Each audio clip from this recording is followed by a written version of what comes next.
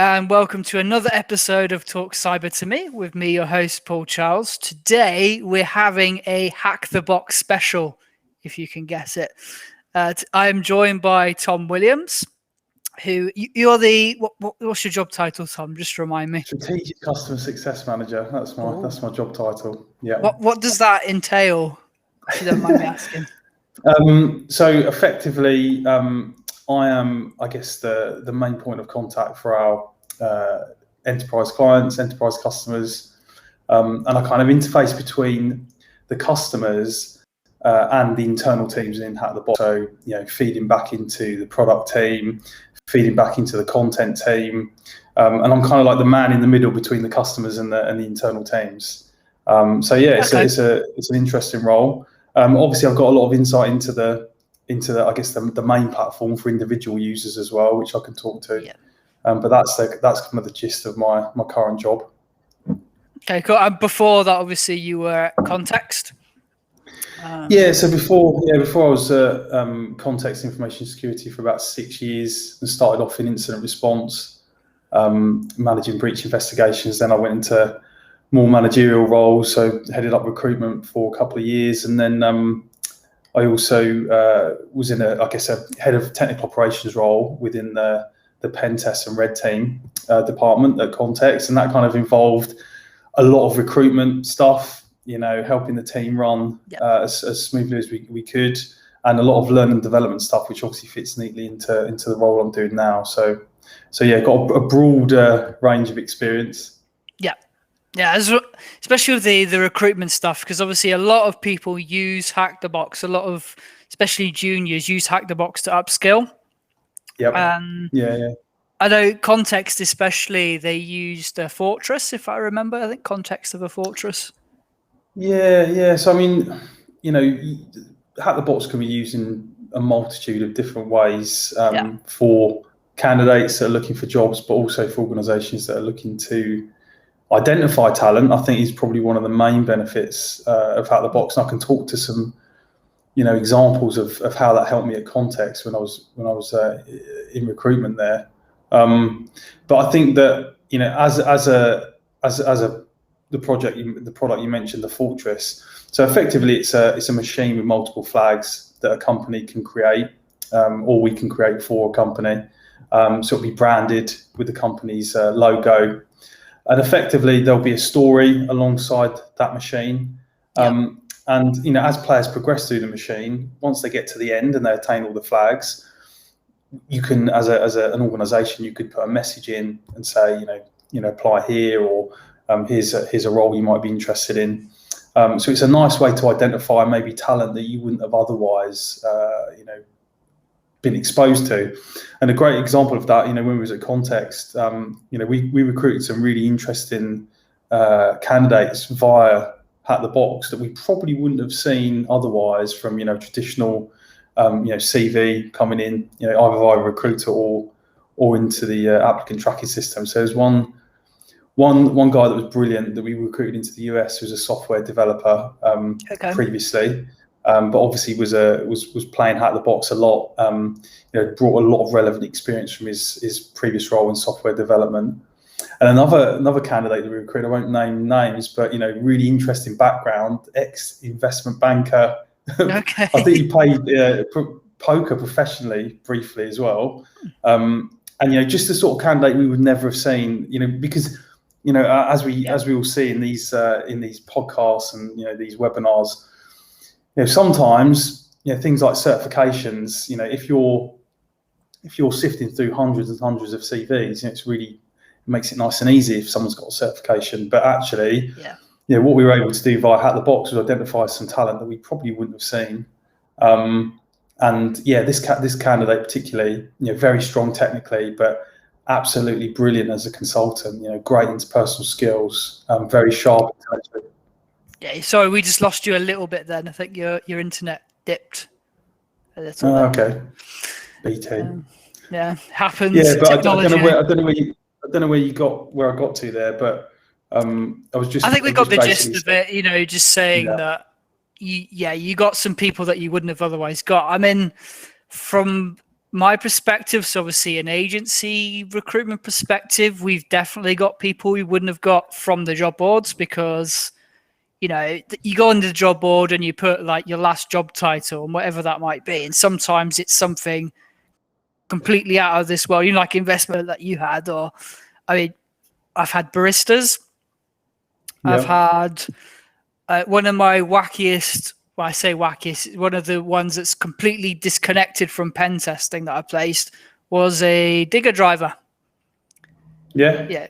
So you get all sorts. And I think that that's with some of these solutions that we've got at HackTHeBox now. You can sponsor a track, or you could sponsor a pro lab, for example.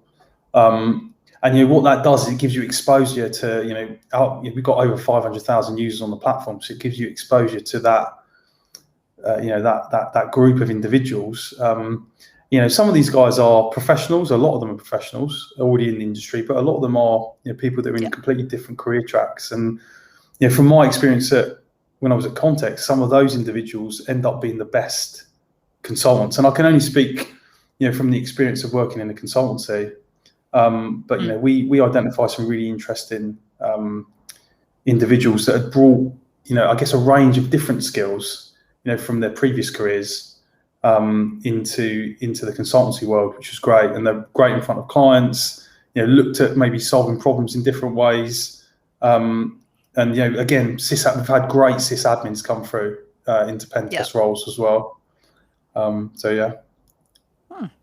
Cool. So I know that's obviously where I know you from was your days at Context and when you were hiring there. So just wanted to bring that up. And then moving on to from a company's point of view. So obviously you attract unique candidates that you wouldn't get otherwise. Is there any other benefits you'd say to companies enrolling onto HackTHeBox? Yeah. So I think, the service that you were talking about, the talent search, that's, I guess a great way for companies to, I guess raise their awareness of their roles and their brand to that group.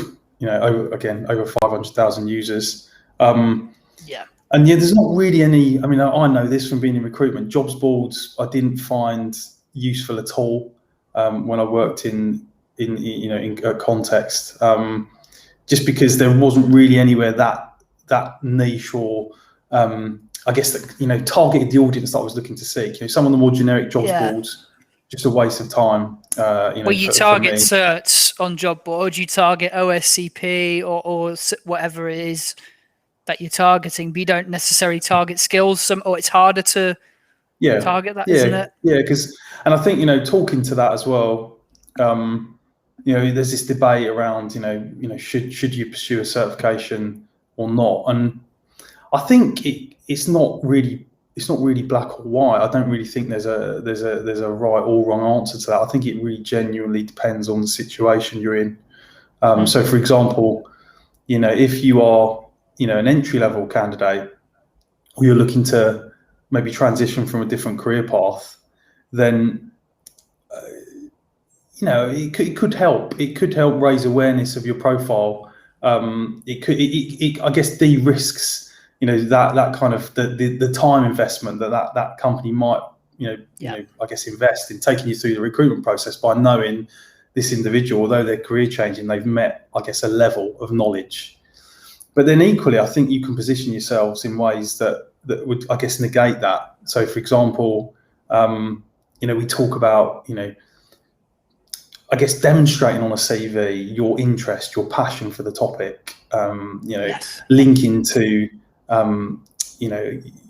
GitHub or linking to any presentations or blogs that you've written, talking about your home labs that you've worked on, CTF competitions you participated in, sending a write-up for a machine on HackTHeBox alongside your CV, to demonstrate how you can I guess approach and solve those problems, but also present them in a way that is useful to a client. So I think that there's lots of ways that you can differentiate your application, not through just the standard, this is my work experience, this is the certifications I've got. And to be honest, those were the CVs that were always most interesting to us, because again, it demonstrated passion, it demonstrated enthusiasm, and particularly for those jobs where, or those types of roles where there's a lot of competition and people haven't really got too much to differentiate themselves at that early stage roles. I think that really made a difference to us. Equally, if someone at those early stage roles had a certification that we were interested in, then obviously that would also be interesting to us. But I think it wasn't the only thing we were looking for. And I'm not sure how other companies approach it. And I think there's a lot of talk around job specs and some of the ridiculous combinations of certifications that people ask for. And for me, that's a problem and a disconnect between HR and the hiring teams. I think if you're speccing the role properly, if there's good communication between HR and the recruit and the tech teams, that shouldn't really happen. And I've seen some adverts like that ask for things that just aren't even feasible. Maybe someone's asking for 5 years experience in a technology that's only been around for 2 years, or they're asking for certifications that don't relate to that field. So I can understand the frustrations there. And for me, that's a disconnect between the HR teams, the tech teams that are recruiting for the roles, and maybe that process, before you even put a job role out in terms of getting a good solid specification for that role, maybe hasn't been done properly. Yeah, and I think a lot of it is down to, I see it all the time. I've seen JDs which are basically entire departments, but looking for one person. Yeah. So it's like they want IR, they want pen testing, they want some SOC analyst experience, they want GRC and compliance experience. That's not one person, that's a department. And I know my colleagues who do IT, just general IT, they see the same, but for the IT side, what developers, sysadmin and all this, but one person doing a lot. I think it's not just a cyber problem, not just an InfoSec problem, it is an IT-wide problem. From my experience, it's a lot of the smaller companies that tend to be worse because they're thinking, right, we need to get some cybersecurity because our system's leaking data or whatever. So they just go online and they copy paste the first job description they find. Yeah, that's interesting. Obviously, the worst one. I thought it would have been maybe the larger companies where maybe they've got big HR machines that are maybe a little bit more disconnected from the teams that are actually, I guess, the hiring managers. So that's interesting. I think the thing with the larger ones is they can afford to pay a bit more, whereas the smaller companies would advertise this role and then pay 30 grand and then complain they can't find anyone. That's quite common. And with the larger companies, it depends on what they're doing as well. If it's not if they don't have a cyber department already, for example, or they don't even have an IT department, then they'll be like the smaller ones. They'll advertise for something weird and wonderful that doesn't exist because there's no one there. There's no expert to say, hang on, that does not exist, that you can't put that in one person. That's multiple people. And that's what they need. They need someone to say that doesn't exist. You're right. And I think as well, like going back to the point around, I guess, entry-level roles, HackTHeBox as a platform has got some really great resources to help people develop their skill set. And I know traditionally we've been focused on more offensive security, but we've got a lot more blue team content coming on the platform. That's a direction that we're developing a lot more content in going forwards. And we've also recently launched HackTHeBox Academy. I don't know if you've seen much of that, but that's kind of more guided learning. Yeah, so it's kind of more guided learning approach, the structured modules with theory, and then obviously the HackTHeBox USP, which is the practical lab that goes alongside every section within that module to put the theory into practice. And that's where we're strongest, that practical immersive learning experience. But we've now, I guess, develop that further alongside the more guided learning material for people that are just getting into the industry. So I'd recommend people taking a look because there's a lot of free modules. There's a great Linux fundamentals module, Windows fundamentals, intro to networking. And I think, getting those fundamentals, as an entry level role or someone looking to get into an entry level role, I think is relevant. Not only just in the offensive side, but I guess all areas of security. Yeah, it's your foundations, isn't it? Your basics. You need to know a bit about networking to then do what's above that. And yeah, that makes sense. Yeah, and I think looking at our technical recruitment process when we was at Context, that was one of the big things that we always focused on, is that, we didn't want to just bring people on board that were really great at using tools, but not necessarily understanding the fundamentals that underpin the particular attack, how it worked, weren't maybe able to work around a problem and take the manual approach when it was needed. So I think that's what HackTHeBox Academy seeks to achieve. We're not looking to teach people to use a selection of tools. We're looking to teach people the fundamentals, and you'll use tools as part of your, I guess, toolkit. But I think that what we're looking for is to teach the fundamentals that underpin it, and also enable individuals to undertake the manual approach as well as the automated one. Yeah, cool. So that's something so you got the academy and then the blue team stuff, which I know a few people who are looking, and a few people who'll be watching on YouTube later, they'd definitely be interested in the blue team side. There's more stuff coming. Yeah, there's more stuff coming on that. So there's a big push for that this year from us.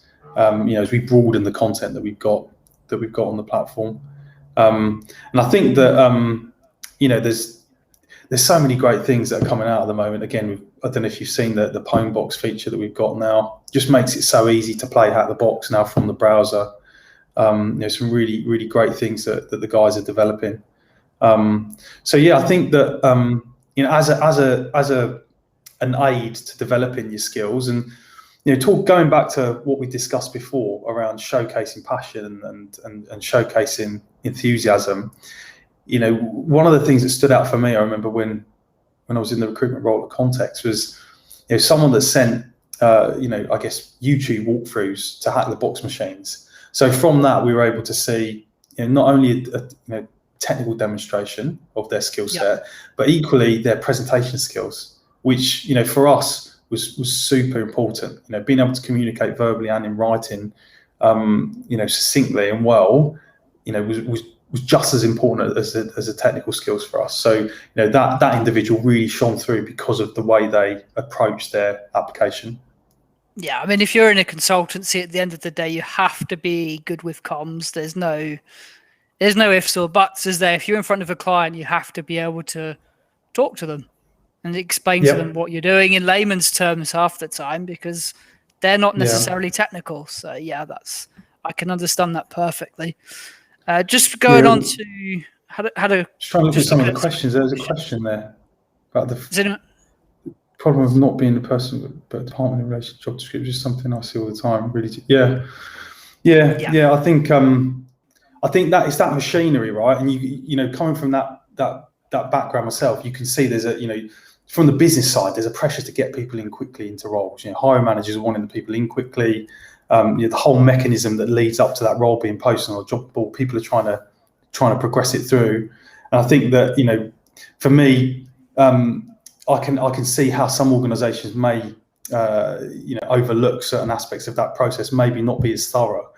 But I think that whole point of really working with the hiring managers, that combination between HR and the hiring managers up front is so important, because if you get that wrong, everything else that follows afterwards is going to be rubbish. So the end product, the candidate you get through the door, is probably not going to be the right person if you've not spec'd the job up properly, if you've not got good communication with the hiring team. So for me, that's the most important part of the process.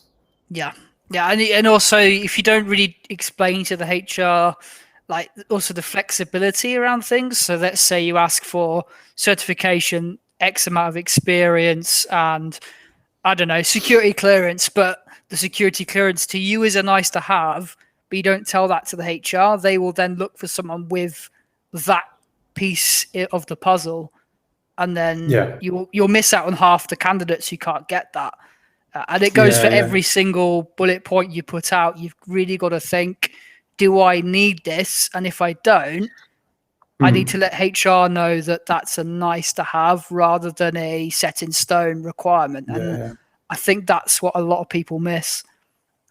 I mean, one thing that I always used to like, and I think again was a way to uncover candidates you probably wouldn't have otherwise, would have been, we used to get emails coming in to the inbox, and it would be, can I just talk to you about the role in a bit more detail? Yeah. So that individual straight away is like kind of flagged themselves as a bit different, and they've asked for a 5-minute conversation. Can you talk to me about the role?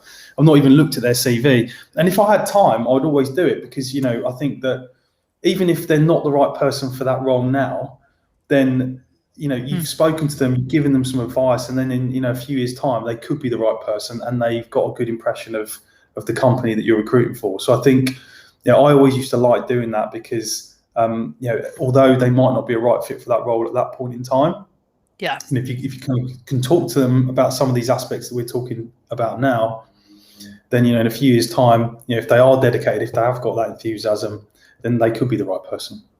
Yeah. Got a really good question from Meredith. I don't know if you've seen it. So, because you've been focusing on the pen test side, can we expect more defense/blue team scenarios to round it out? What, on HackTHeBox? On HackTHeBox, pretty sure. Yeah, absolutely. Yeah. I can't talk specifics in terms of what's in the pipeline, but absolutely, it's coming, and I can. There's stuff coming within the next few months that you're going to love. So yeah, there's going to be a lot more stuff coming out. Blue team. I think I got a question as well. You'll be doing hopefully the blue team stuff. You've already got the red team / pen testing stuff. Will there ever be crossovers? Yes. So have like absolutely. A capture the flag, but Well, have you seen Battlegrounds? Yeah. Have you seen Battlegrounds, which is the attack and defense CTF? Yeah, I mean that's brilliant. I mean it's a real gamified attack defense style CTF. So I think you can do 2 versus 2 at the moment, and 4 versus 4 on the platform. But we're also now able to provide that as a package to companies to have their own dedicated environment, to have these battles internally, which is great for team building and morale, particularly in the current climate when a lot of people are working remotely. But yeah, we've got that stuff already. Battlegrounds, if you've not seen it already on the platform, have a look. I'll take a gander. I have a few other questions. Are the companies on there recruiting internationally? I can probably answer that and say yes. Yeah, exactly. So, I mean, one of the things I'll say there is that that's one of the great parts of HackTHeBox. So, a lot of our customers, the huge, multinational companies where they've offshored a lot of their stuff. So, in fact, the fact that we've got a global community on HackTHeBox is really appealing to them, because, we've got, I mean, some of the guys based out in India are absolutely brilliant, technically. And, I think that's what's quite unique about HackTHeBox, is you're getting access to that community. And I think if you've got, bigger organizations where they maybe have offshored some of their activities, they want that international reach and access. And to be honest, I've not got the insight to be able to comment in terms of exactly the breakdown in terms of, but there's companies, they're globally, they're geographically dispersed, the companies that are on the platform already, but a lot of them are big multinational companies that will have operations all over the world. So yeah. Yeah, I've seen a few German ones enrolled recently. So it's obviously whoever's doing Germany is doing a sterling job of enrolling them. I mean, HackTHeBox it's Greek in origin, isn't it? But they're based in the UK. Is that?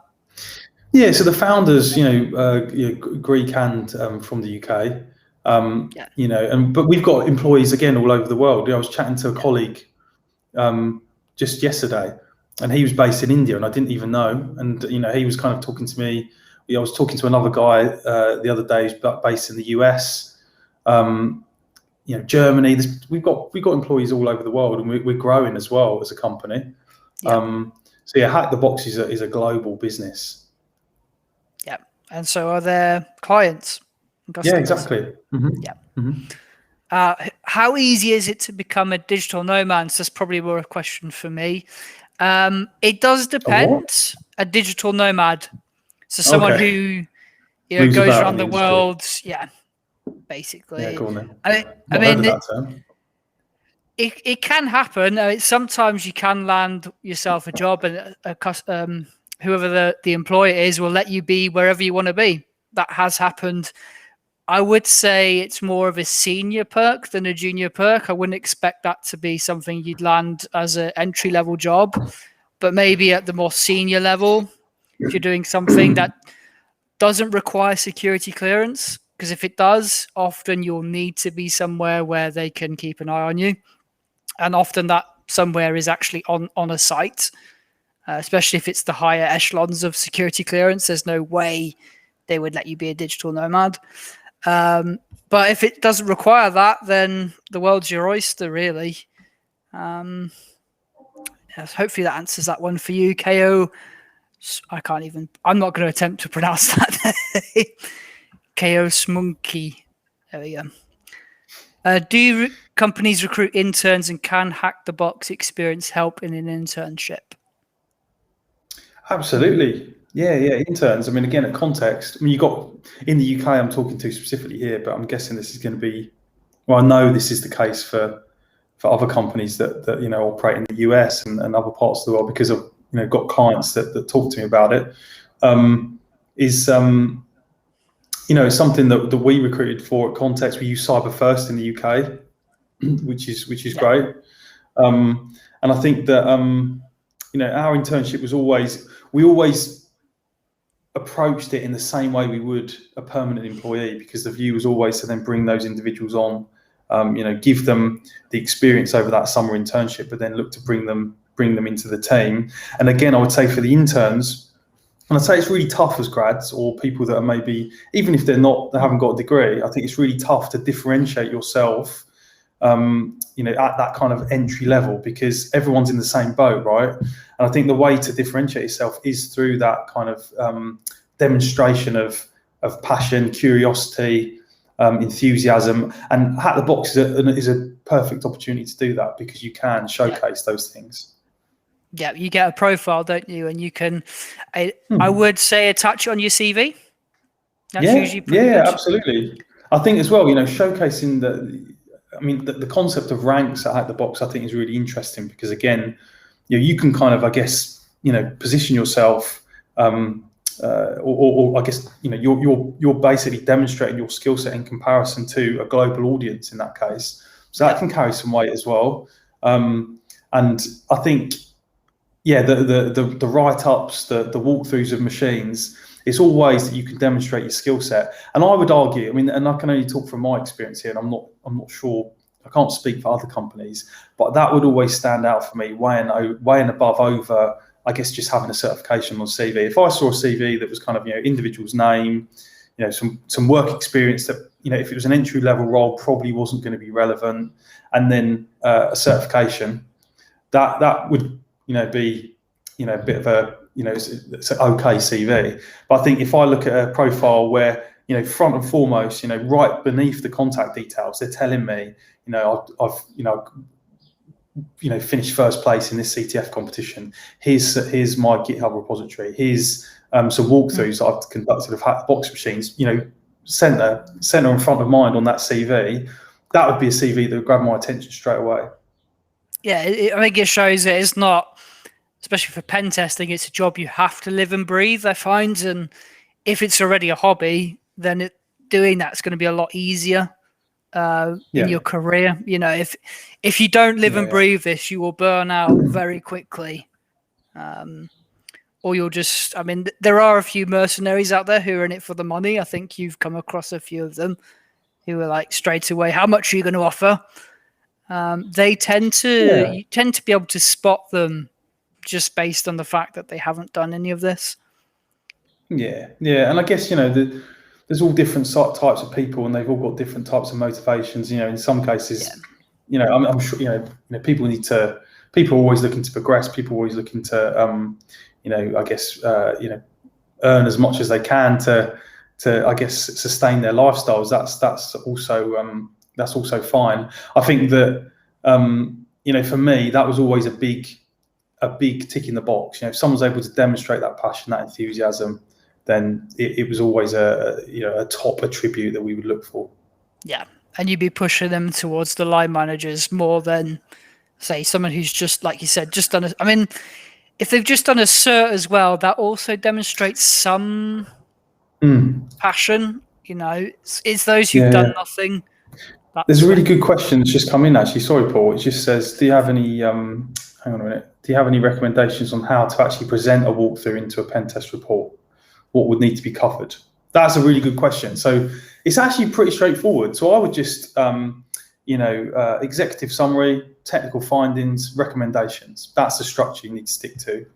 And I think if you can almost relate that in a client, as if you were presenting it to a client, maybe see if there's any examples online that you can look at.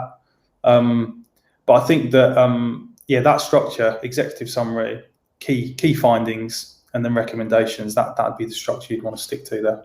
I think there's a repository on GitHub full of example reports that I can send as well from companies. I'll see if I can dig that out, and I'll send that to you, Meredith, later. But that's another thing that we would always do as part of the recruitment process. And again, this is how we're seeing companies use HackTHeBox. So, for example, we offer a product called Dedicated Labs, which is a private environment for companies to use to train their team. But we also see companies use it to assess candidates throughout the recruitment process. So you can issue guest accounts that are live for 30 days that you could, issue to candidates as part of the recruitment process. You can then spin up machines in that dedicated environment that relate to the types of skills that you're looking to select for in that recruitment process. And then what typically would happen, or how the company would utilize the environment, would be, they'd spin up the machine between X and Y time. The candidate would be given access to the boxes via the guest account for a period. And then what they would typically then be asked to do would be to provide, a slide. And that slide would be, just as I kind of referred to there, a slide that shows, what's the executive summary? What have you actually found here? What were the key technical findings, and what recommendations have you got? And then that would form part of the technical interview, or at least an early stage technical interview, where there'd be a discussion around that machine. And that's proven to be really successful for companies in terms of using the platform as a way to assess candidate capability. Yeah. And I guess at the end of the day, a pen test, especially a consultancy, clients don't pay for the hacking stuff. They pay for the report. So if you've already demonstrated you can deliver a report, then you're halfway there, aren't you? In reality. Yeah. And there's another question: how easy do skills gained from using HackTHeBox translate to pen testing in the cloud? So we've got machines that are relevant. So there's, I think off the top of my head, it's a machine called Sync, which is a cloud-themed machine. There's a couple of others as well that I can maybe pass on to Paul that he could share with you. So there's about, I say there's like 2 or 3 cloud-themed boxes at the moment. But again, something we're working on content-wise. So hopefully we'll see more of that in the future, because again, it's a big thing. And I guess a lot of what we're led. We want to make our content real world. So, and again, it's something that we do. We work with our customers to understand, what do you want to see? What content do you want to see more of? And again, I'd urge you, if you're not part of HackTHeBox already, join and share this kind of feedback. What do you want to see on the platform? Share that in the forums, because that is one of the great things about HackTHeBox is that it's for the community, and the content is guided by the community as well, and also by our customers, which also form our community. So. We're always listening. We're always, wanting to provide content that's going to help individuals and also replicates, real world, what's in the industry. Yeah. Talk about write-ups, challenges on war game sites. Usually, that's a long question. How should I demonstrate these write-ups if asked? Since they're usually on a hidden repository. So he's talking about. The ones that aren't retired yet, I guess. Okay, how should I demonstrate these write-ups? Yeah. So that's a really good question, actually, because I guess, we wouldn't want to be publishing these on I guess, sites, because we want to keep the solutions private, because we want it to be competitive on the platform. But I guess, you could always, even if you did it for a retired box, you're going to present your write-up completely differently to how someone else would. So I think there's still a lot of value in that. And equally as well, in the examples that I cited previously with the dedicated lab, some of our corporate customers have access to exclusive boxes. So those machines aren't anywhere else on the platform. So when they ask their candidates as part of that process to I guess, deliver a write-up for an exclusive box, then, it's going to be received by that company only. And I think as long as you're not posting it on social media or openly, then I think that's fine. Yeah, people are going to do it in their own time, right? Anyway, but I think as long as it's not posted, then I think that's okay. Yeah, as long as it's not published, I think that's the rule, isn't it? You don't want to have anything that spoils it for anyone else. Exactly. Yeah, that's the rule. Cool. I think that's the end of the questions. I can't see any more, so I just scroll up. I think we've answered them all. Right. I don't have any more questions for you, Tom. So I think I'm all out. So is there anything you'd like to say to the guys left? Not really. I would just say, if you're not on the platform already, then please have a look. Particularly have a look at, if you're looking to get into the industry, have a look at HackTHeBox Academy, because I think a lot of people have been surprised. A lot of people weren't really aware that we did have HackTHeBox Academy available, and it does provide that kind of, I guess, missing element to the content we'd had previously, which is more guided learning. So please check that out. Again, look at some of the new features that we've introduced on the platform, like the Battlegrounds, which is the attack and defense style CTF. Have a look at that, because I think you'll love that as well. And also get involved on the community side. So please, get involved, contribute to the community, because again, things like you've raised here, in terms of we want to see more cloud content, we want to see more blue team content. That's brilliant, and that's what we want, and that's what the sort of information that really helps us, I guess, drive forward our innovation and development. So please contribute to the community, be part of it, and that's what makes HackTHeBox, I guess, what it is the community. Yeah. Cool. Well, thank you very much for joining us, everyone, and thank you very much, Tom, for being here. It's been an absolute pleasure. One question: is it possible to submit user boxes? Is it possible to submit boxes? What for use for us to actually publish on the platform? I think I'm not sure if that's what he means. Well, if that is, you can. Yeah. All the questions are coming in. Go for a full testing process. Yeah, that's what he means. Yeah, that's what he means. Yeah.